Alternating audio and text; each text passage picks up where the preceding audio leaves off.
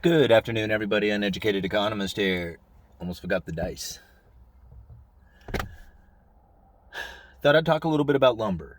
Lumber hit a new all-time high today, closed above 12,000 per thousand. It just, for the first time ever, it crossed over 11 per thousand. And here it is just like 2-3 days later, we're at 1212 per thousand. And this is like absolutely incredible. I go and I look at like online at some of the other lumber yards, the ones who post the price of some of their 2x4s, and I see that they are selling 2x4s at some yards for less than what the futures price of a 2x4 is. The retail price, I said this might happen. I said the retail price could end up falling below the futures price. And it moved up so fast this week in the last 5 days, in the last 5 trading days, that it actually surpassed some retail yards in the price of the 2x4s. Once they figure it out and they go to make the replenishment, they go to update their books or whatever to update their pricing, all those will probably vanish, and by tomorrow you'll probably see the prices up if they update their pricing. Because it's like I couldn't believe it. I mean, I'm actually shocked. I don't even know what to think about it anymore. But I was having a conversation with the guy last night and again today. The one I had a conversation with last night, it was an incredible conversation. I have to thank the gentleman. I forgot if he wanted me to use his name or not, so I'm not going to use his name, but he's a commodities research analyst. And man, he blasted off some really good information. Some stuff I kind of knew about that he elaborated on that kind of shed a little bit more light on things. But still, like, the idea out there right now is that there is a shortage and that it's hard to move lumber around. So when lumber does free up and it does move, I guess there's like bursts of it that come into particular regions. Like, I don't know, maybe like rail cars open up or something. I didn't quite get him to elaborate on it. I just kind of thought about what he was saying. But then he also said that's also part due to how the trucking is very sporadic, and the way he referred to it as lumpy. And so I kind of thought about that for a little bit today, and I thought, okay, so maybe it is like a trucking issue. Like, they literally just cannot find the truckers to do it, because I hear this is a problem, and I would say, okay, yes, I can relate to this idea. But there's a mill right over here in our local area, and now I have to do a little bit more research on it, but just the preliminary idea that I thought of, and I went down and asked one of the truck drivers when he came through the yard to drop off, because they're all like based in Portland, and we're way out here on the coast, and we have this mill out here, and it's a pretty substantial mill. I mean, it's a big one, right? And so I'm thinking, well, they could be backhauling from that mill. I mean, it's not that far away. They could go and pick up and then backhaul from there. So if it's getting it from the mill to Portland, I mean, there's a route right there. I mean, there's a few vendors who do this, and the reason why I'm thinking of it is because they used to do it in the past. I mean, this is something that I remember them doing.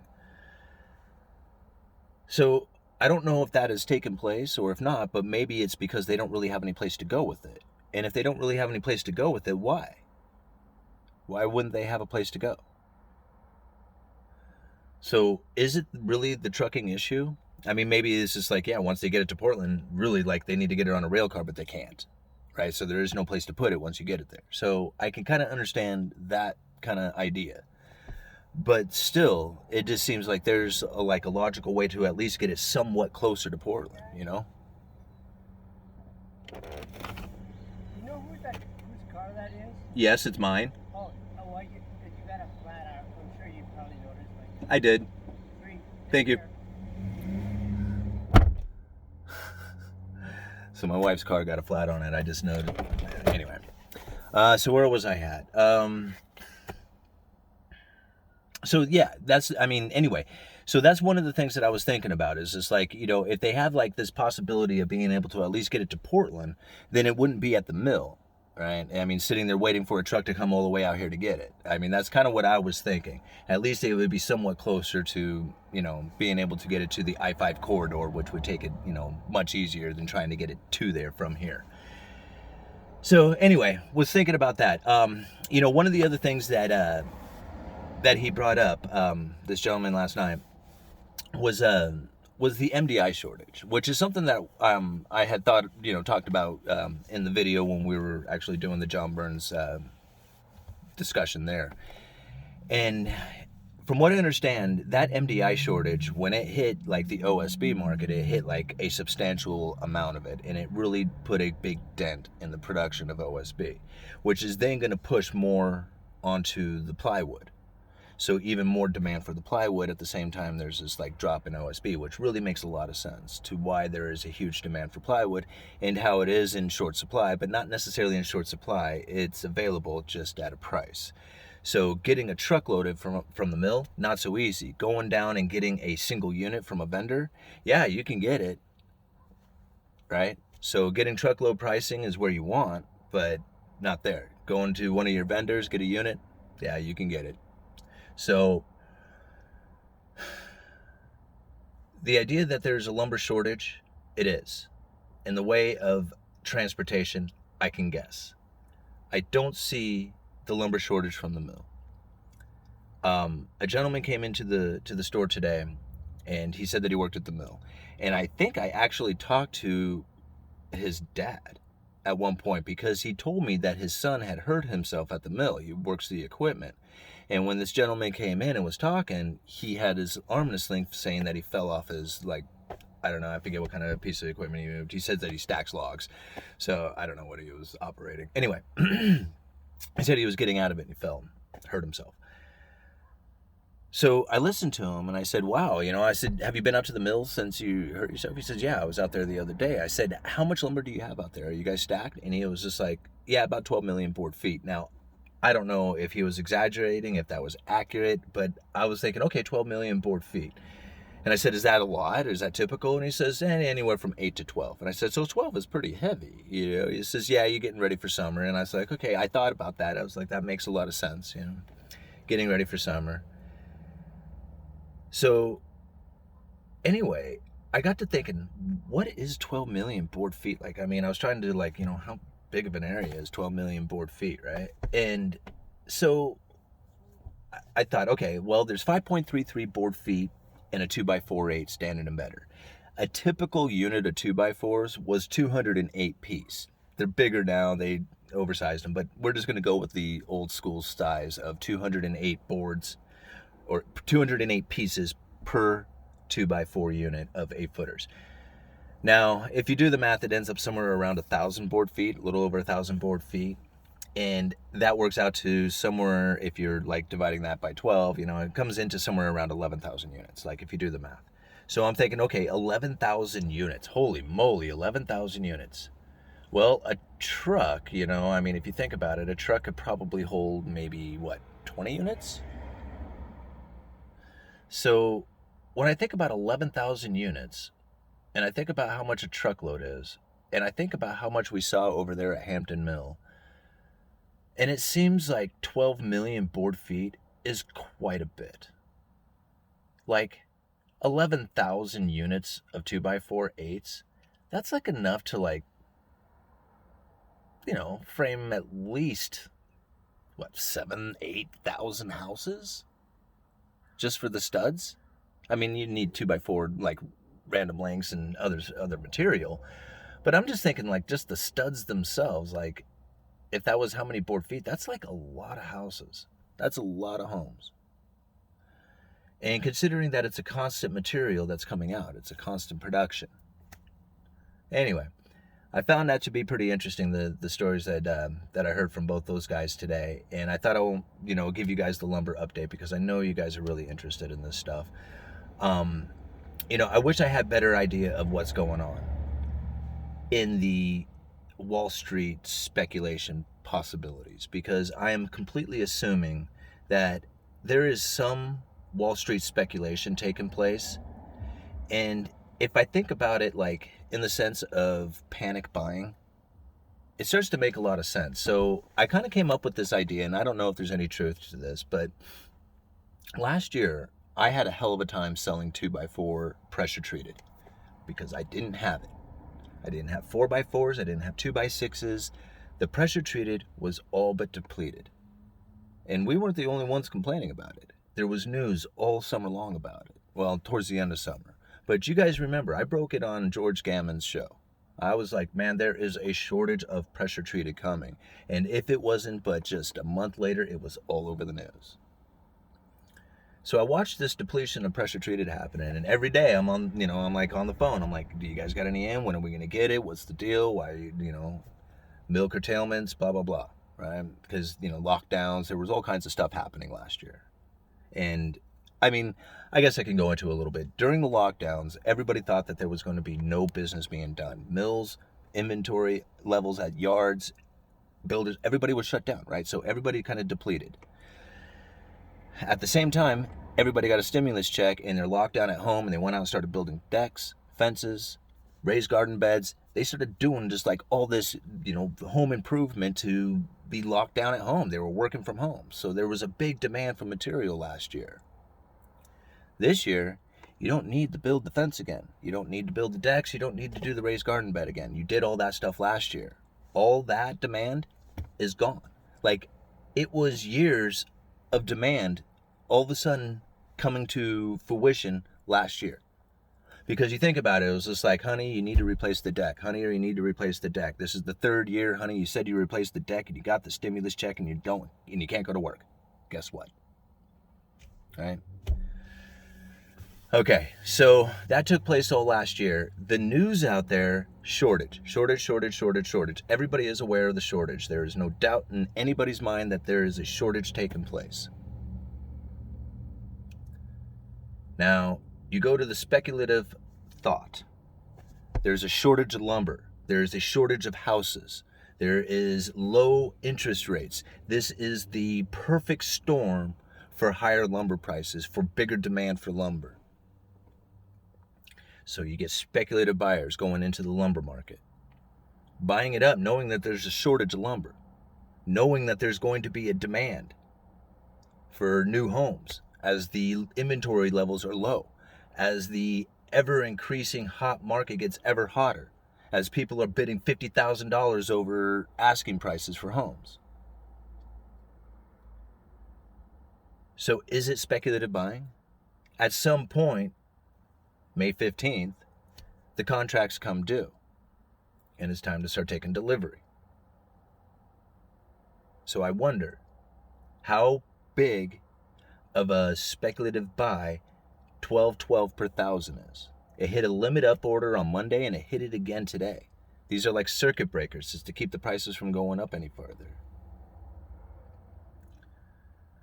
I think about what I see out here, and like even the gentleman, taking it back, sorry, I just kind of remembered this because I wanted to add this into it. The gentleman who worked at the mill, whose arm was broken, he even told me, he was just like, he goes, man, these prices are just incredible. He goes, I was going to build a barn this year, but now. And I was just like, man, that is not the first person who's telling me this story. Right? Everybody seems to be holding off on their projects, a lot of them. The only ones who are doing them are the people who are absolutely necessities. Or they don't care about the price. See, that's the other thing that I was discussing with the gentleman last night, the research analyst. I told him, I said, man, the one thing I do see is the people who are coming in to buy like deck packages are going right to composite decking. They aren't even messing with anything else. They aren't even thinking about it. They're going right to higher end composite decking. Very surprising. That is something that I was not expecting. I knew that they would move I knew it was going to be the year of the composite decking. I didn't think they would jump right up to the higher end. Like all of them were coming in asking for like, what's the best one. And like, to be honest with you, there was one particular decking and I didn't even know it. Like there was one composite decking that I had sold only because I had called all the vendors, and I don't want to name names. That's why I'm not going to do it. And it's not the one that you guys, everybody's going to want to think it is. It wasn't them. All right. But I called around to all the vendors and I found the cheapest composite decking I could find. And I was just like, okay, fine, send me some samples. And now I found something out. When customers come in to talk about decking, especially composite decking. It's the same thing. Like, some customers really know, like they've done their research, they're ready to talk. Other ones, they have the same thing to say. How much is your decking? And I said to him, okay, have you looked around at decking? Yes. Okay. What deckings have you looked at? I've looked at Trex. How much is your Trex? Okay. I wasn't going to use names, but anyway, we'll just use that one. Okay. Do you know what one inside of there? I mean, have you looked at the particular colors? Did you know? No, I just want to know how much is it? Okay. There's 3 different price levels. There's a lot of different ones. Was it that brand name that you were looking at? Oh, I don't know.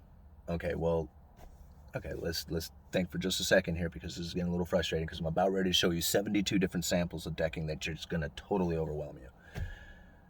So how about this? Do you have a price range? Yeah? You looking for the least expensive or the most expensive, on account that you need durability?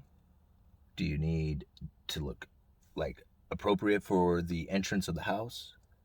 Do you need it because you are tired of replacing the rotten steps on the back deck and you just want something made out of composite so you'll never have to worry about it again? See, these questions are very different from one another, and once I figure out what those are, now I can figure out what decking is going into it. So I found one particular decking that was very cheap, and I sold more of that than anybody else on the Oregon coast. I couldn't believe it. They actually told me, it was like, you wrote more POs for that decking than anybody else. And the only reason why I sold it was because it was the cheapest one. When people came in and says, how much is your decking? I told them, I gave them a number, and they went, because it was, it was the cheapest one. I barely put a markup on it. I'm looking to sell hardware PT. I'm looking to sell everything else. This stuff is kind of expensive. You have a particular markup that you generally put on them. I put a slightly less on that, and I knew that I was going to smoke everybody when it came to composite decking, and I did. I just killed it. And I didn't even mean to. I didn't. Next year, I didn't sell any. It's one of the other local lumber yards that picked it up, started stocking it, and I was out the game. So, I just found one niche for one summer. It was awesome for me. But those are the things that I've noticed in the changing, kind of attitudes of the customers. It seems that, and I noticed this a while ago too. Like, when we started coming out of the recession, the higher end products became the more prevalent ones being sold. More expensive doors, windows, decking, all that stuff. And it happened before. And then as time went on and things got busier and ramped up and there was a lot more business taking place, I noticed like people were like looking for the least expensive on everything.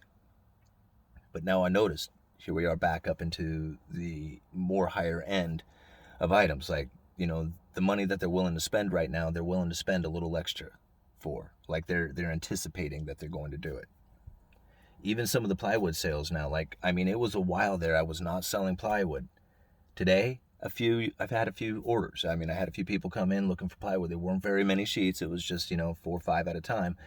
But it was like maybe 6 different customers who purchased plywood today, which is more than I've had, for a while. So I thought that was pretty interesting. And when I got to talking to them about it, their customers have grown to accept it. They know the price is going to be high, and they just they bit the bullet and let's do it.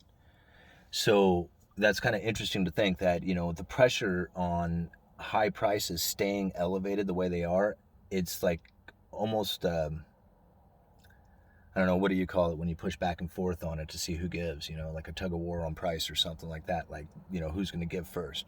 Anyway, but that's some of the things that I'm starting to see. And, it's just interesting to see how many people are postponing and how many people are going ahead with their plans and what they are willing to spend, on their projects. It's going to be interesting as summer kicks in, because at some point, the pent-up demand for projects is going to go through. People are just holding off because of the high prices. Like, they're shocked by it. They had calculated some idea about what this project was going to cost, and they go down to the lumber yard and they're like, egads. I've been thinking about this for a whole year. I've saved up a ton of money. I got all my stimulus money, and it's 3 times more than it was. And it seems to be ticking up ever higher. And it's just like, so how long do you wait? How long do you wait? And it's just like, I really want the project. I really need the fence. I really need the deck.